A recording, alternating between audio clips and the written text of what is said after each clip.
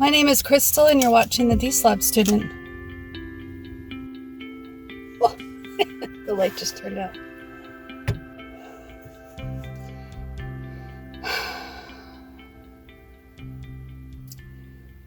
On April 11th, 1993, I was almost 12 years old.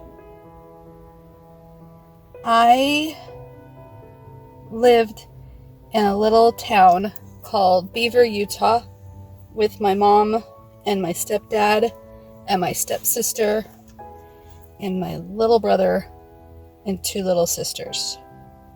So that's stepsister, me, dad, stepdad, and mom. That's 7 of us living in a house up on Beaver Mountain.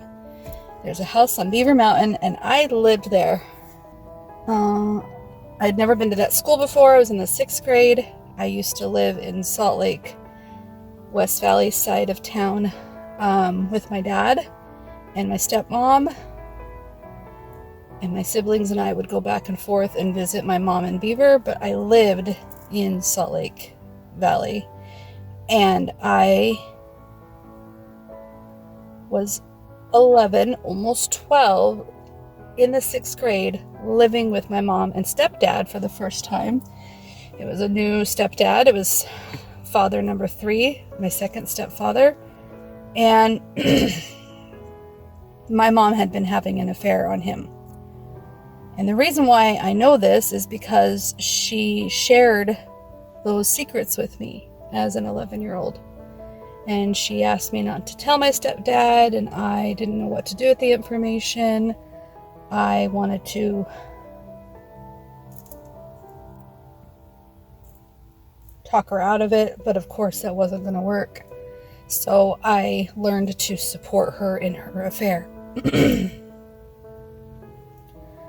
Basically, the cognitive dissonance that I experience now was present even as an 11-year-old, where I know this thing is wrong, but mom isn't going to change or do anything different. She's just not going to confide in me anymore, and she's not going to talk to me, and I wanted the attention from mom, so I changed my attitude about what she was doing, and I became like her best friend. This has been my dynamic with my mother for as long as I can remember. I'm either trying to mother her and tell her what to do, or I'm like her best friend. I don't often feel like her daughter. So, anyways, that was April 11th, 1993, when she dropped us off with my dad for Easter weekend, and my dad and stepmom were supposed to drop us off back with my mom so we can go back to school Monday after Easter. Well, I had strep throat that weekend, and I was having, swollen tonsils and everything, and I was really feeling miserable. And I remember my dad getting a phone call and basically telling my mom telling my dad that she was not going to be able to take us back.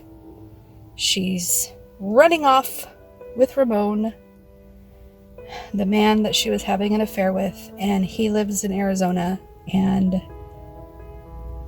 that we were going to have to stay with dad and go to school in Salt Lake again. In the middle of the school year, we got like a month left or whatever, a month and a half left of school.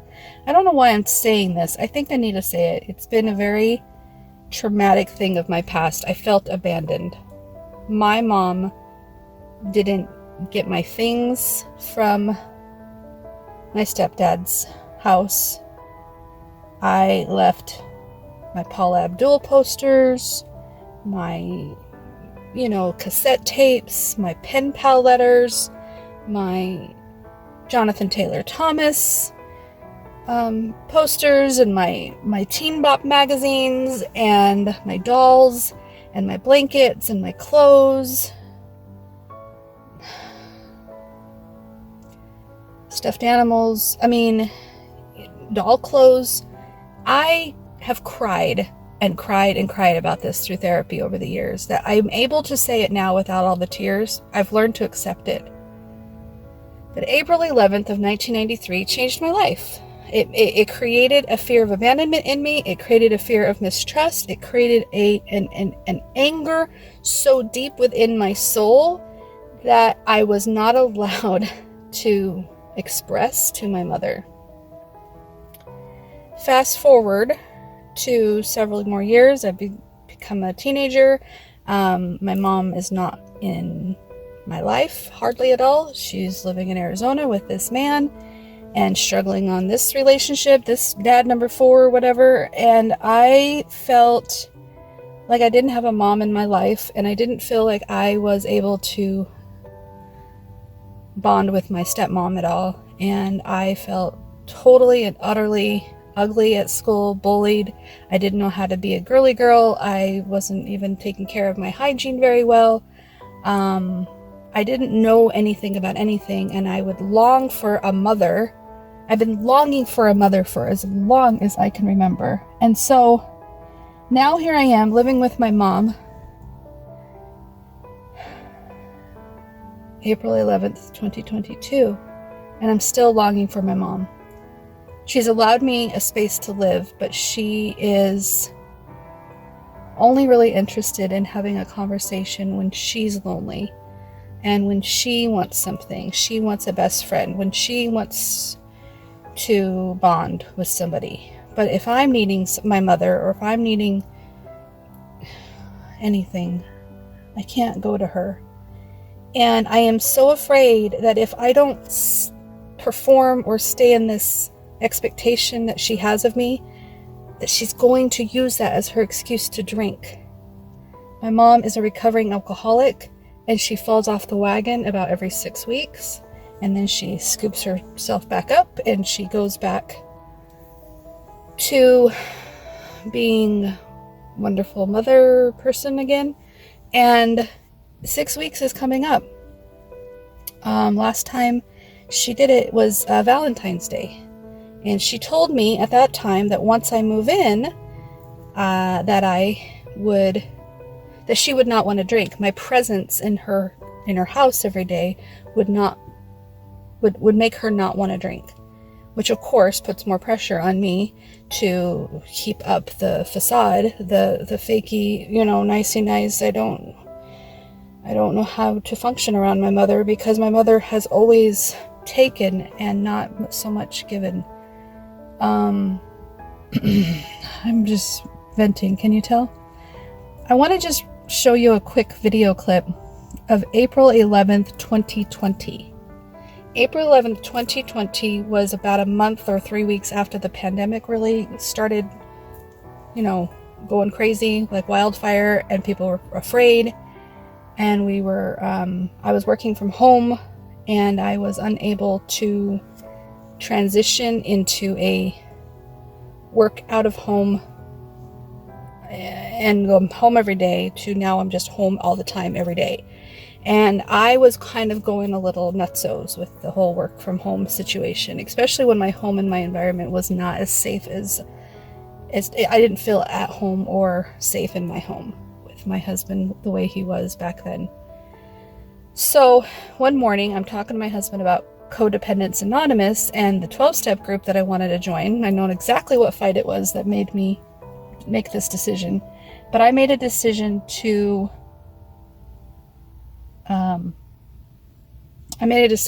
move out of my husband's bedroom, our master bedroom that we shared together, and I moved into the spare bedroom because my stepson had just moved out the month before, 2 months before. So let me show you that video clip right now, because I want to talk about this video clip real quick.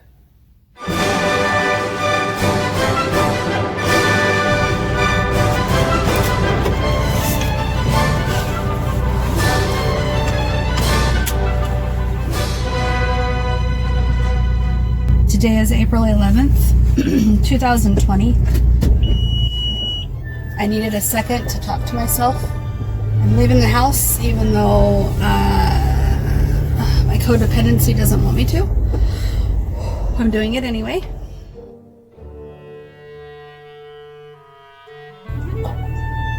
My husband's throwing a fit, and he's throwing things, and he's angry, and he's having a temper tantrum. So it's good that I get out of the house anyway, because I don't need to be around for that. Having him do that makes me want to fix things for him. It makes me want to make it better for him. It makes me want to say things that I don't mean, just so that he can stop his anger, so he can stop his temper tantrum, so he can stop throwing things and scaring me. So I'm going to allow him to throw things. I'm going to allow him to be angry. I'm going to allow him to do what he needs to do right now and not try to control him with my codependency tendencies.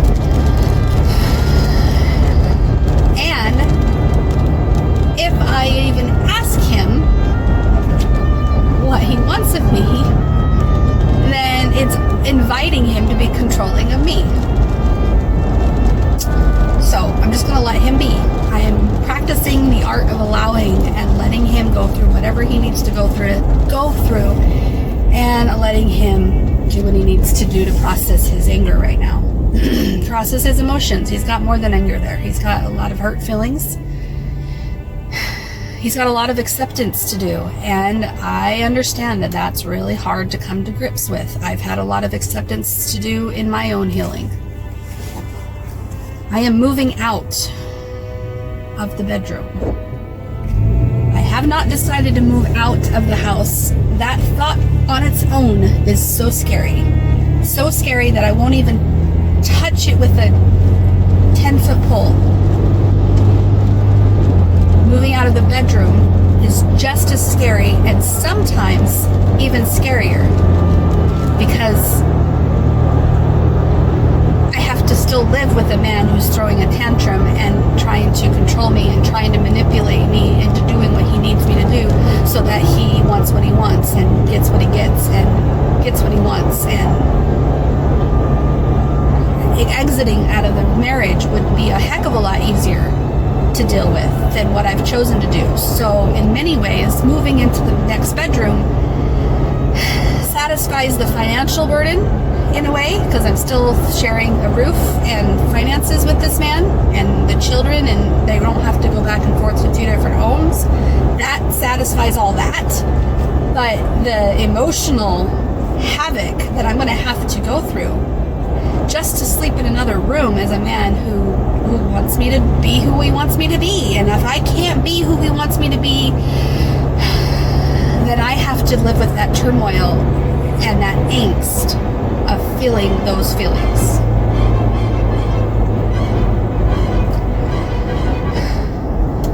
And that's where I'm experiencing right now. I have the angst to not leave the house. I have the angst to fix it for him. I have the angst to tell him what he wants to hear. I have the angst to continue down this path that I continue to go down, trying to understand this codependency thing, even in its infancy form, and I didn't even know what it was. I didn't even have a name for it. I just knew there was something wrong with me speaking my truth and him not accepting it. Him needing me to be somebody different so that he could feel better about himself. He doesn't see it that way. He'll never see it that way. I can't convince him to see it that way. And it's not my job to make him see it that way. It's my job to take care of me. And it's his job to take care of him. I cannot take care of him anymore, especially when it impedes on my needs. And I need solitude right now. I need to be by myself. So I told him I want to be his roommate and I want to move into the next room. And it took a long-ass conversation for him to get to that accepting part. And now he's throwing things out of Trevor's old room into boxes, into garages, into his computer room. He is like throwing everything everywhere. Angry that I cannot, conform to what he wants, to what he needs, to how he wants to do this.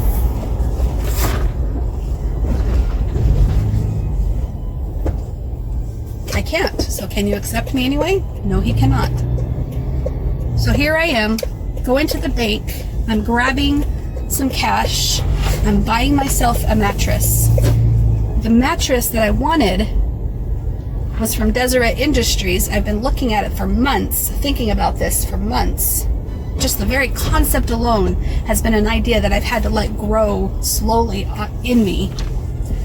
And if I have a bed to sleep on tonight, I will more than likely sleep on it than if I didn't. I will not sleep on the floor as easily as I would just go back to bed with him and tell him what he needs to hear and do what I need to do, or fake it another day. And I'm tired of faking it. I need to do this for me. I need to do this for my mental health. My mental health is not okay. I'm sorry, Jim. I'm sorry, Jim, that you're mad at me. I'm sorry, Jim, that I can't be there for you. I'm sorry, Jim, that you need something from me that I can't give you. I need me to be mentally stable, and I'm not. As long as I continue to pretend I'm not mentally stable, as long as I continue to lie to myself about what I want, I'm not mentally stable. So I'm not physically able to leave the relationship, the house, I can't physically afford it. I can't physically leave. But I can physically leave my bedroom and with him and go into my own space and just start the healing process today. It's a long time coming, Crystal. Here you are. You're at your crossroads. Can you finish to the goal? Can you finish to the goal, which is to stay in that room and not allow him to drag you out and comply again? It's one thing if you want to be in a relationship with him and you get to determine how that looks like for you. And if he doesn't like it, he can deal with that. He can get angry about it. He can be sad about it. He can wish that it was more. But that doesn't mean you have to fix that for him.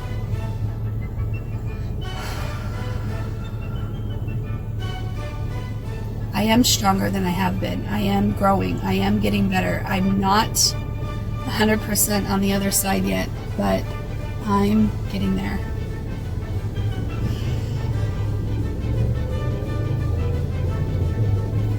All right, I'm going to end this video. I have a couple things I have to do with my phone, which is why I need to stop this.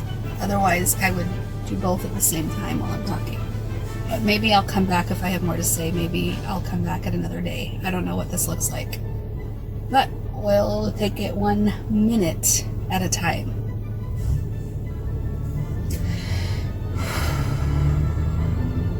I've been training for this. I've been getting ready to get ready, and today I'm ready. I'm ready today. Not so much by choice, but because that's just where the conversation went. And now here I am, getting money to buy myself a mattress. All right, bye-bye.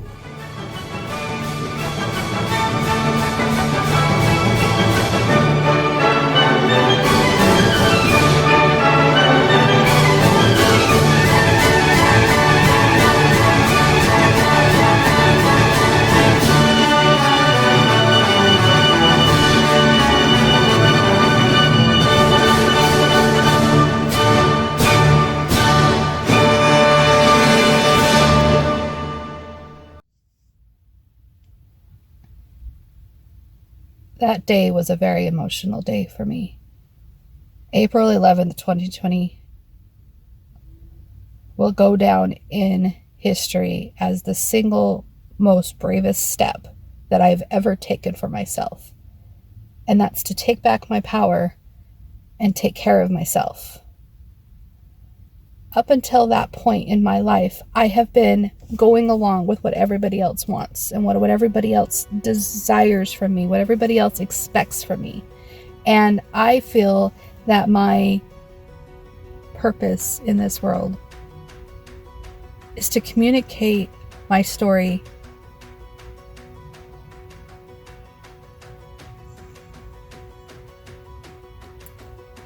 because I have learned so much and felt so alone all along in the process of my learning. All along, I felt so alone.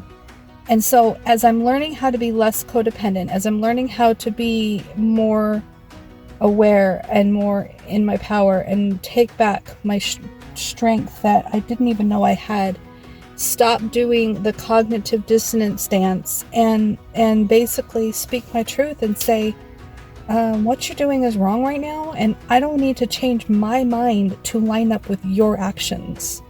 I don't need to change my personal opinion about my standard of peace of mind so that you feel better about yourself.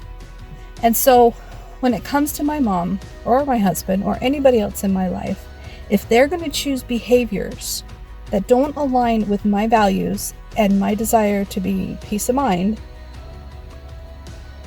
that's fine. I don't have to change their behavior, but I don't have to be a part of it.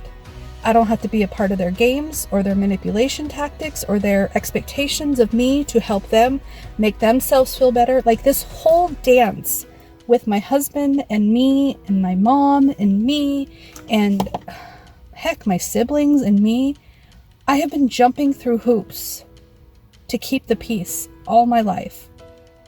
Now that I'm able to verbalize and say out loud what I'm thinking and feeling, and then I watch back my videos and I recognize that I was in such a scary place 2 years ago that I could not even wrap my head around leaving my husband.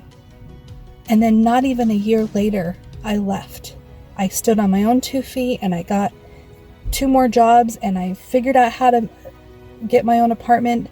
And I am so proud of myself for all the work that I've done. But I am not a single woman. I'm still married. I still have vows and integrity and a set of morals, and I am not going to go date guys right now.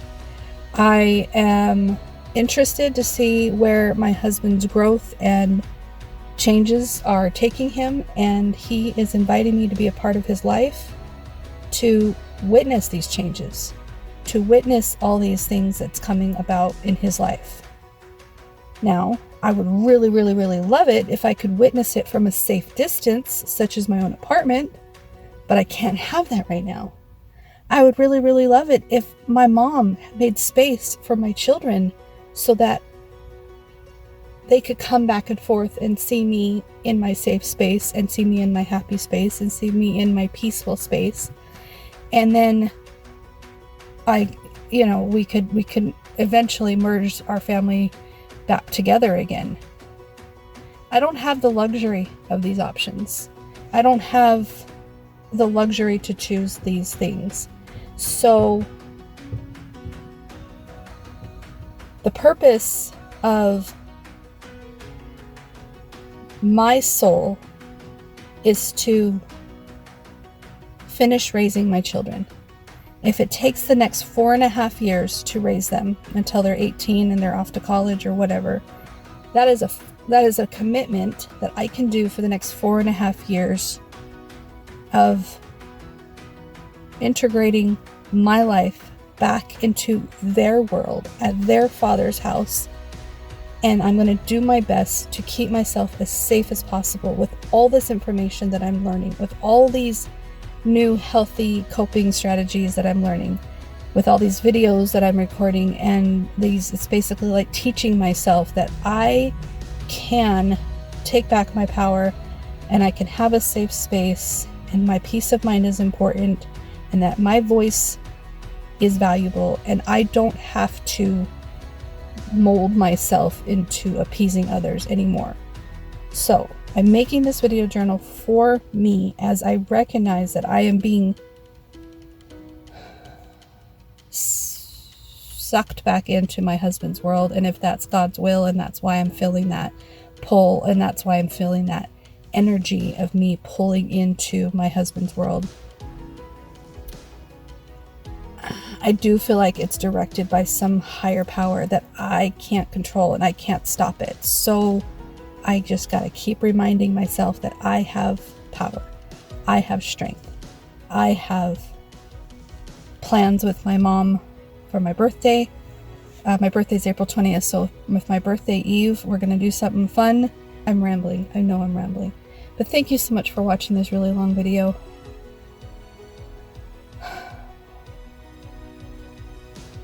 I say this almost on the end of every video.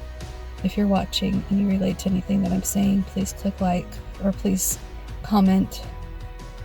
please let me know that somebody else is out there, because I feel like I am growing and spreading my wings all by myself, and I guess that's what butterflies are supposed to do. They're supposed to fly on their own, and I'm scared. Bottom line is I'm scared. I'm scared and I'm exhausted and I'm ready to go to sleep. So I'm going to go inside and go to bed. Thanks again for watching, and I appreciate your support as you are joining me on this journey. Talk to you later. Bye-bye.